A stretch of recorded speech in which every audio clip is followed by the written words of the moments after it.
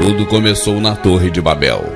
Ali alguém se achou na condição de autoproclamar que era maior sobre os demais homens, sua raça superior às demais raças. Enquanto guerreavam para superar os seus semelhantes, triunfaram. Mas não era o suficiente. O Senhor, porém, desceu para ver a torre que os filhos dos homens edificavam. E disse: eis aqui um só povo e uma só linguagem de todos. E eis que começaram esta obra. Não desistirão do seu intento, menos que o não tenham de todo executado. Queriam mostrar mais poder ainda e ousaram desafiar o próprio Criador. Pois, e confundamos de tal sorte a sua linguagem, que não ouça cada um a voz do que lhe está próximo. Então não prevaleceram. Mas entre os homens sempre irão aparecer aqueles que julgam poder desafiar o Senhor dos Exércitos. A tecnologia avançou e agora a autoconfiança dava a certeza de que nada poderia frear seus feitos. E tudo ia bem até que novamente se puseram como superiores a Deus. E diziam: esse nem Deus afunda. E, ironicamente, o elemento o qual se supunha que o manteria flutuando foi justamente o que o afundou: a água congelada. Obama, presidente marionete na mão de Henry Kissinger.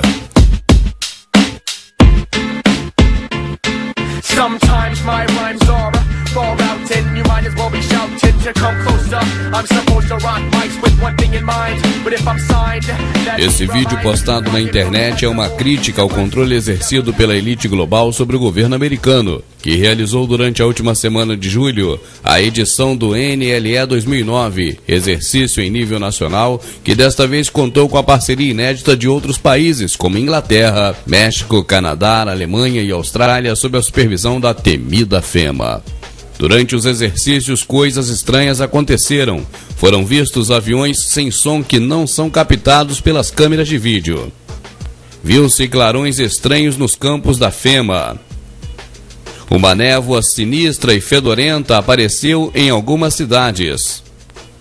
Também novas armas estranhas a ser usada em caso de revolta interna foram vistas, como por exemplo, esse inseto mecânico gigante. Ele consegue fazer manobras inteligentes sem uso de controle remoto. Foi visto também esse impressionante cachorro biônico, totalmente inteligente, que tem um senso de equilíbrio fora do comum. Repare que mesmo sendo chutado com toda a força, ele ainda permanece equilibrado e não cai. Ou até mesmo caminhando sobre o gelo, ele escorrega para todos os lados, mas não cai.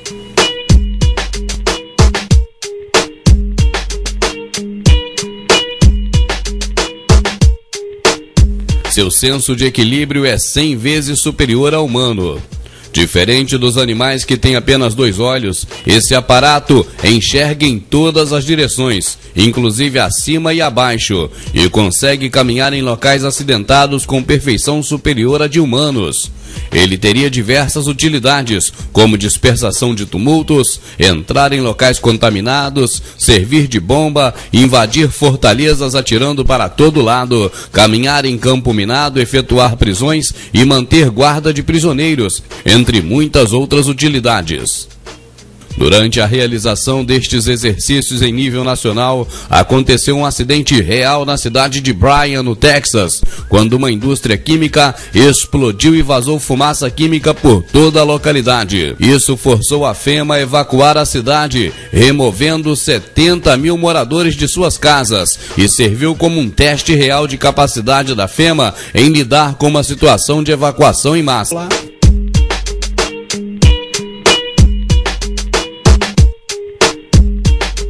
Esse é mais um campo da FEMA em fase final de construção. Ele é enorme e constituído de diversos pavilhões que lembram muito os campos de concentração nazistas. E a exemplo dos campos alemães, os campos da FEMA são construídos próximos à rede ferroviária, o que facilitaria o transporte em massa de pessoas para os campos.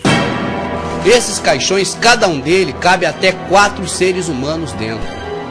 No estado da Geórgia, ano passado, surgiram 500 mil caixões cada um com capacidade para 4 pessoas. Estão guardados, estão armazenados na Geórgia. E do ano passado para cá, isso aí deixou a população de lá estarrecida, né? Para que seriam aqueles tantos caixões? Para quê? Tantos caixões assim. Do ano passado para cá, já apareceu em Indiana, que é outro estado americano, e em diversos outros estados americanos, quantidades muito superiores de caixões. A informação que se tem é que hoje nos Estados Unidos, divididos, separados em cada estado, tenha aproximadamente 5 milhões de caixões. Cada caixão cabe 4 pessoas. Caixões de plástico, que é mais barato. E eu pergunto a você, o que eles estariam preparando?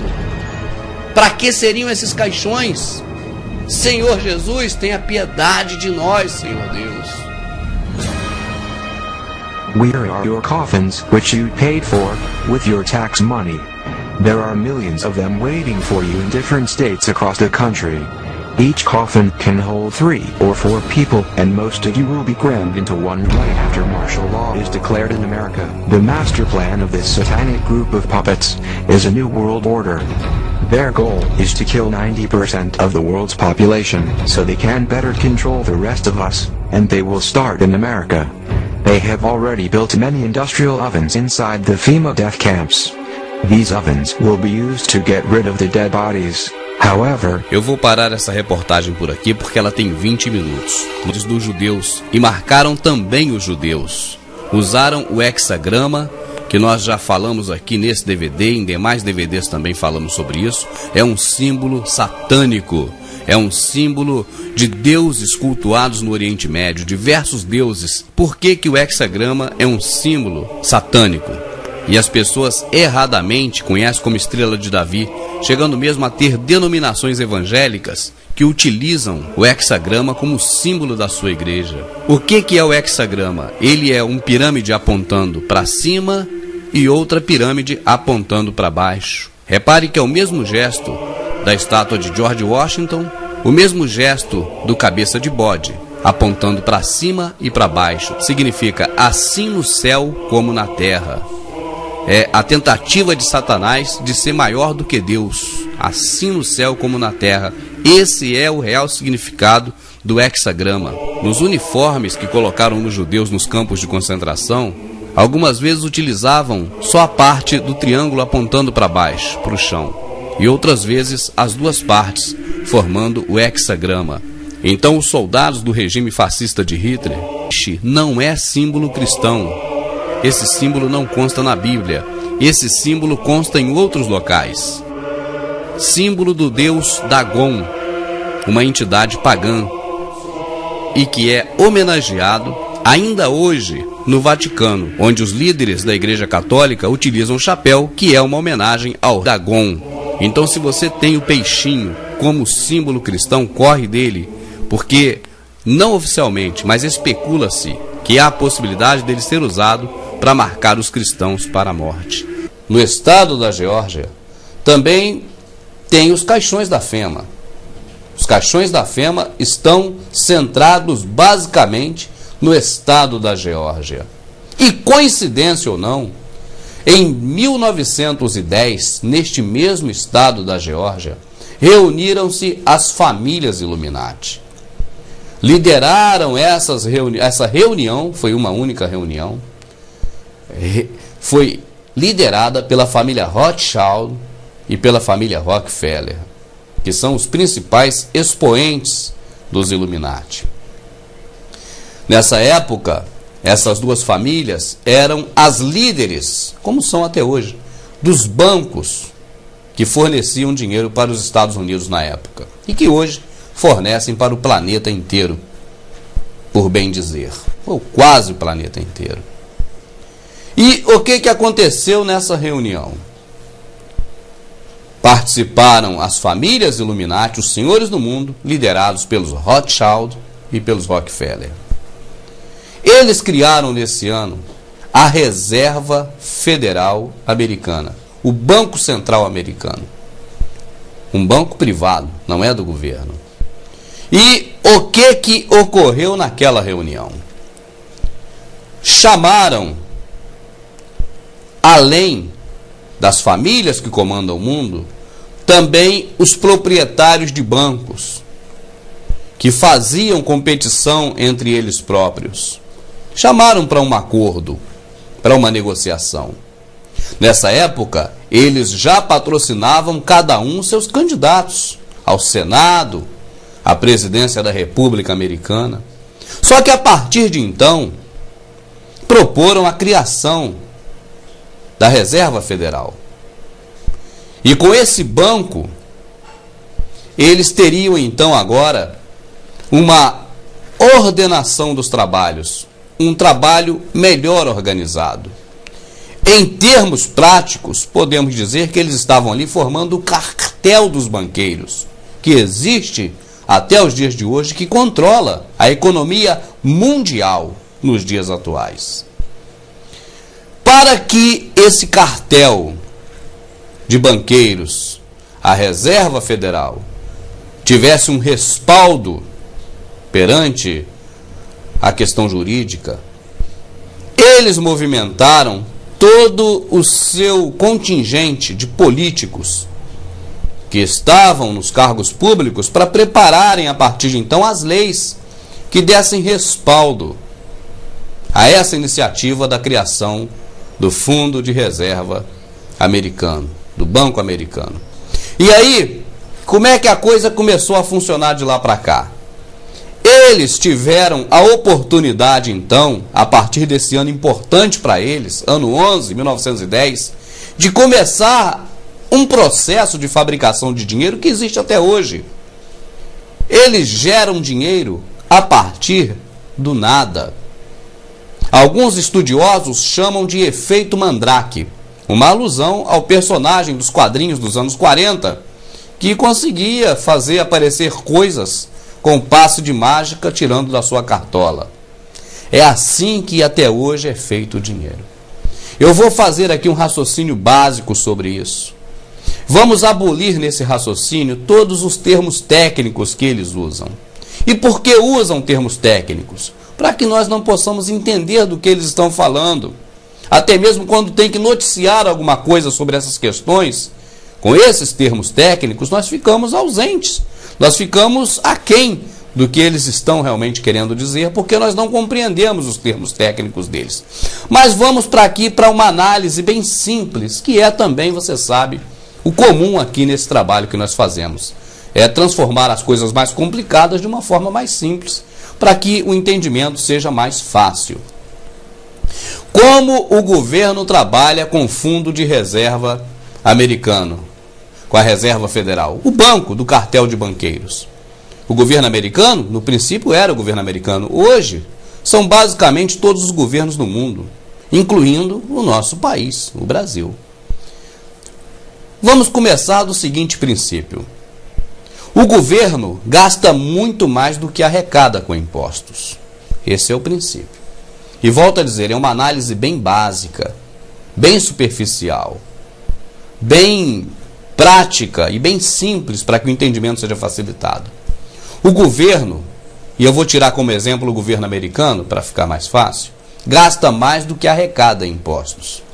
O que nós poderíamos imaginar pela ótica normal é de que o governo arrecada com os impostos de tudo que consumimos, que trabalhamos, que produzimos, e esse dinheiro o governo utiliza para fazer todos os processos que ele precisa. Seria o natural, mas não é.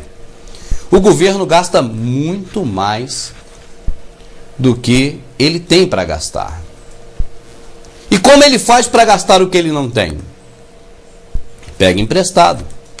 Como o governo pega emprestado? Primeiro, ele vai para a sua gráfica, fabrica um papel muito bacana, com uns desenhos muito bem elaborados e chamam de bônus do tesouro.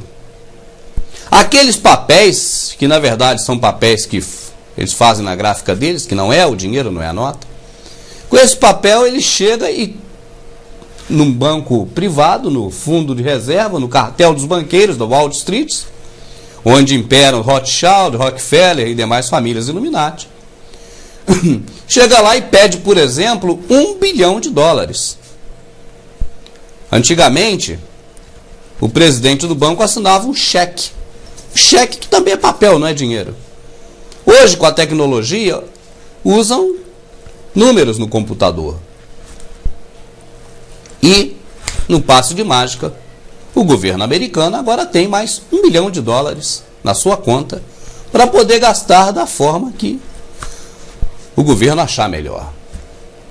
Pois bem, aí nós nos perguntamos, o banco ficou com os bônus do Tesouro. Os bônus do Tesouro têm fé. É algo que diz realmente que o governo tem que pagar aquele valor de volta com juros. O governo não tem dinheiro, porque está gastando mais do que arrecada. Mas o governo tem esses bônus para emitir. A iniciativa privada, o cartel dos banqueiros, a Reserva Federal, emite agora sim o cheque ou os números de computador. E esse dinheiro vai para a conta do governo. Agora a pergunta é como o cartel de banqueiros tem esse dinheiro para emprestar? Acredite se quiser, meu amado. Não fique só nas minhas palavras, pesquise. Eles não têm esse dinheiro. Esse dinheiro não existe. Esse dinheiro aparece do nada. E o que acontece agora? Esse dinheiro o governo coloca em circulação. E ele vai ser distribuído entre as pessoas. O governo agora está devendo lá a Reserva Federal. Digamos que um carteiro que trabalha para o Ministério das Comunicações, para ficar fácil, digamos que ele receba $100, para ficar um fácil entendimento. Ele pega esses $100 em espécie e vai botar na conta dele, vamos dizer assim. Ele escolhe qualquer banco, qualquer um onde ele tem a conta. Pode até ser aquele banco que o próprio governo ou a empresa que ele trabalha, no caso, se fosse alguém que trabalha para a iniciativa privada, escolheu para que ele fosse correntista sem ele ter o direito de que decidir se queria ou não ser correntista, enfim. Mas ele vai novamente no banco com esses $100 e deposita na sua conta, na conta desse empregado. Vamos dizer que seja o carteiro, portanto. O que vai acontecer? O dono daquele banco, o gerente, a pessoa responsável, vai chegar no balcão e vai dizer: pessoal, tem dinheiro para emprestar aqui, ó. Quem quer dinheiro emprestado? Eu tenho dinheiro para negociar com vocês a juros. As pessoas que querem pegar o empréstimo, e não são poucas, que estão decididas a pagar juros por esse empréstimo, vai agora em busca dos $100 que aquele carteiro colocou. Só que os $100, no momento em que ele entra no caixa do banco, já não contam mais $100. Já são $900. Por que esse milagre? Por que essa mágica? Porque a lei, criada pelos senhores do mundo, através dos seus fantoches que estão na política, diz que o banco só precisa ter em caixa 10% em reserva do que ele tem para emprestar. Ou seja, daqueles R$100 que o carteiro colocou na conta dele no banco, aquele banco só precisa ter em caixa, teoricamente, $10. $90 ele pode emprestar para outras pessoas. E quando ele empresta para outras pessoas, essas pessoas geralmente também vão colocar nas suas contas. E esse processo sendo repetido, você imagina a bola de neve. Quando você vê, o governo jogou dinheiro e mais dinheiro em circulação naquele país. Você está me entendendo até aqui? Você imagina você pegar água e jogar no feijão ou na sopa. O que vai acontecer? O feijão vai ficar ralo. A sopa vai ficar rala. A consistência vai diminuir. Quando se coloca dinheiro que não existe em circulação, dinheiro que foi criado a partir do nada, a tendência é esse dinheiro desvalorizar. Daí gera a inflação. E nós vemos por outra ótica, porque a televisão nos mostra por outro lado. A televisão não mostra o dinheiro desvalorizando, mostra as coisas aumentando. E nós ficamos focados no que está aumentando. Ah, o preço do feijão aumentou porque a safra diminuiu, porque não sei o que. Não, se diminuiu a safra é porque não teve investimento. A terra dá, é só plantar. Então, como ocorre a inflação? Agora você vai saber a verdade oculta da inflação. Você já sabe como é criado o dinheiro a partir do nada. E nós vamos voltar a esse tema. Mas como gera a inflação? Imagina você ter ouro. Por que o ouro é precioso? Porque ele existe em pequena quantidade na natureza. Tudo que existe em muita quantidade se torna mais barato do que o que é mais escasso. Isso é a lei natural das coisas. E se você derrama, se o governo derrama, através desses empréstimos de dinheiro que não existe, na circulação, para circular, se ele coloca água no feijão, a consistência do feijão vai para o ralo e desvaloriza. O dinheiro fica desvalorizado porque tem muito dinheiro circulando na economia. Você está entendendo? Se fosse dinheiro autêntico, o produto não desvalorizaria. Você quer ver um exemplo? Vamos à Roma antiga. Vamos dizer que com 10 onças, que era o dinheiro da época, ouro, 10 onças de ouro, você compraria na Roma antiga um cinturão, daquele cinturão do Espartacus, um escudo e uma sandália. Da Roma antiga. Se o dinheiro hoje ainda fosse a onça, você poderia facilmente ir na Impecável Maré Mansa ou numa loja, numa grife, e comprar hoje um cinturão muito bacana, um sapato da moda. Poderia comprar no lugar do escudo, por exemplo, o que? Vamos colocar um terno completo para ficar mais fácil o entendimento. Ou seja, você compraria hoje a mesma coisa que você comprava lá na Roma antiga. Claro, com a modernidade de hoje, mas a mesma coisa. Porque não desvalorizaria. E por que não desvalorizaria? Porque ouro sempre será ouro. Não aumenta de uma forma mágica a quantidade de ouro existente no planeta. Agora, o dinheiro fabricado a partir do nada, ele, aumentado em circulação, vai fazer com que haja realmente essa desvalorização. É assim que existe a inflação. Então nós voltamos agora àquela dívida que o governo tem lá com o cartel de banqueiros. Por falar em cartel, o que é um cartel? Um cartel é a forma em que se reúne ex-concorrentes, pessoas que se degladiavam entre si em busca de obter lucro, alguma vantagem, alguma coisa, e agora eles se unem e fazem um acordo de cavalheiros, formam um cartel. Um exemplo, se fabricavam porcas e parafusos e concorriam entre si, eles combinam, agora eu fabrico porca, você parafuso. E forma-se assim um cartel. O cartel dos banqueiros é isso, trabalham em conjunto, são as 13 famílias que comandam o mundo, detêm 70% da receita do mundo todo, 30% fica para quase 7 bilhões de pessoas, 7 bilhões de pessoas, repartir, brigar por ele. É por isso que o amor ao vil metal é a raiz de todos os males, não há segredo nisso, isso é natural. Então, o governo agora deve a Reserva Federal, o governo não só americano, mas do mundo todo, porque é lá que todos buscam dinheiro. O governo agora tem que pagá-los. E para pagar aquele dinheiro, ele tem que produzir cada vez mais taxas, mais taxas, mais taxas. E você, meu amado, para pegar um empréstimo lá no banco, não importa se é um banco pequenininho ou grande, porque eles estão embaixo de pirâmides, são pirâmides dentro de pirâmides. No topo da pirâmide estão os Rockefeller, Rothschild, as 13 famílias Illuminati, os senhores do mundo, o cartel de banqueiros. Você, para pegar um empréstimo, você precisa necessariamente comprovar que tem como pagar. Seja com o carro, com a casa, com o apartamento, com o sítio, com o terreno, com o que você tiver. Para garantir que você vai pagar, porque se você não pagar, você vai ter os seus bens tomados para pagar e quitar a sua dívida. É cruel. Mas eles não precisam de nada disso. Eles fabricam dinheiro a partir do nada. Dinheiro para eles são números na tela do computador. O cheque, quando foi inventado, o propósito aparente foi para facilitar a vida das pessoas que não estavam com dinheiro e emitiam um cheque. Aparentemente. Na realidade, foi para respaldar um dinheiro que não existe. Para você ter uma ideia, se todas as pessoas que são correntistas buscarem nas suas contas o dinheiro que eles têm no banco, vai ser uma decepção tremenda, porque não há dinheiro para pagar todo mundo.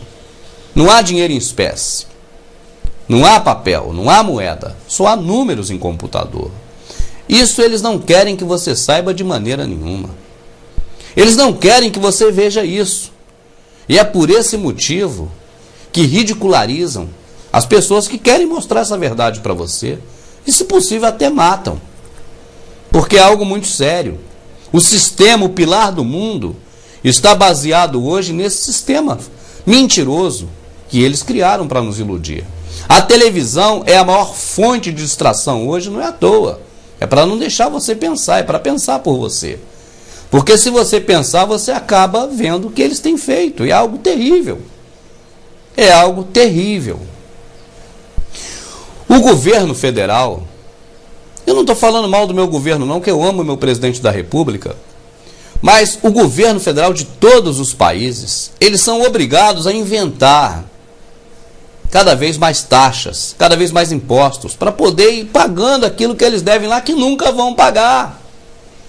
Nunca vão pagar porque foi dinheiro criado do nada, dinheiro com juros. Você imagina só um detalhe. O banco te empresta o que eles não têm. Os juros que você paga ao banco do empréstimo é um juros de um dinheiro que eles não têm. Você me entende? A lei diz que eles têm que ter em reserva 10% do que eles têm na rua emprestando. Isso também ninguém comprova se eles têm ou não esses 10%. A economia mundial, eles fazem ela estabilizar, desestabilizar, aumentar. Eles fazem o que querem. É tudo manipulável e controlável por eles, porque eles fabricam dinheiro a partir do nada. O que eles precisam para isso? Apenas continuar elegendo as pessoas que eles têm no governo para poder respaldar em leis essas coisas. E as leis nós somos obrigados a obedecer. Se nós não obedecemos às leis, nós somos fora da lei, somos presos, somos punidos. Você entende? Então, quando você agora puder refletir um pouco mais, pare, pesquise, pense, não fique só no que eu estou te falando. Procure mais informações sobre como funciona o cartel dos banqueiros. Eu vou disponibilizar no site verdadeoculta.com.br isso que eu disse aqui em palavras bem detalhadas, muito mais detalhado do que o que eu disse aqui, para que você saiba que o sistema em que nós estamos vivendo é uma arapuca e que nós estamos presos nela. Você sabe que as coisas que são produzidas pelos senhores do mundo, muitas das vezes são feitas para a guerra, são feitas contra nós, são feitas para o nosso mal-estar e não para o nosso bem-estar. Mas são apresentadas de forma diferentes, contrárias, né? Eles apresentam como se fossem para o nosso bem-estar. Eu li na revista Super Interessante, há uns anos atrás, alguns, não poucos anos atrás, sobre a invenção que revolucionaria os restaurantes. A pessoa vai almoçar, jantar no restaurante e muitas das vezes é para bater um papo, né, sobre negócio, sobre até namoro ou outra coisa qualquer. E muitas das vezes a televisão que fica ligada incomoda as pessoas. E esse artigo da revista que eu li trazia a informação de que havia agora uma solução para esse problema. Ou seja, um sistema através de ondas acústicas, ondas sonoras, sistema acústico, em que só a pessoa que quisesse ouvir a televisão é que ouviria. Porque a pessoa poderia, na sua mesa, acionar um sistema em que só chegaria até ela, só no ouvido dela, aquele som da televisão. Portanto, os outros que não quisessem ouvir a televisão ligada, poderia simplesmente desligar para ela própria o som da televisão, porque seria um som direcionado para cada pessoa. Quando eu li esse artigo, eu já de olhos abugalhados, eu logo pensei, não me engana não. Isso não é para o nosso bem, não. Não é. Não pode ser, porque nada que eles fazem é para o nosso bem, não. Eles apresentam para o nosso bem, mas não é para o nosso bem.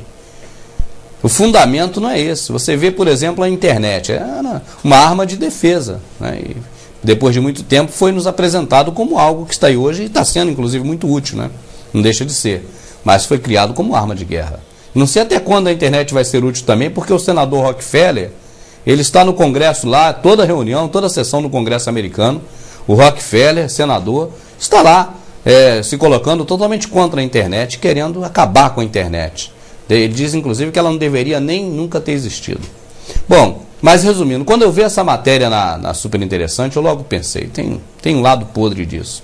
E agora, não agora recentemente, mas já há algum tempo, tornou-se público e notório que existe a arma de acústica de longa distância, de longo alcance. Inclusive, na reunião do G20, essa arma foi utilizada para dispersar a população, porque eles viram aquele foco de energia sonora, acústica, para o lado das pessoas, e as pessoas ficam com o cérebro explodindo no termo de não conseguir mais segurar, ouvir aquele ruído, né? E, na verdade, então, provou-se mais uma vez que o que era para a nossa satisfação, para o nosso bem-estar, na verdade, é uma arma contra a população. E é livre o direito da pessoa protestar, a pessoa, desde que esteja de forma decente, né, deveria ser permitido. Não concorda, vai fazer o quê? Agora, eles têm essa arma já moderna. As polícias dos Estados americanos estão se equipando cada vez mais com essas armas. Elas estão proliferando muito. E eu creio que eles estão já se preparando para utilizar essa arma em grande escala em alguma coisa que está por vir. Barbas de molho.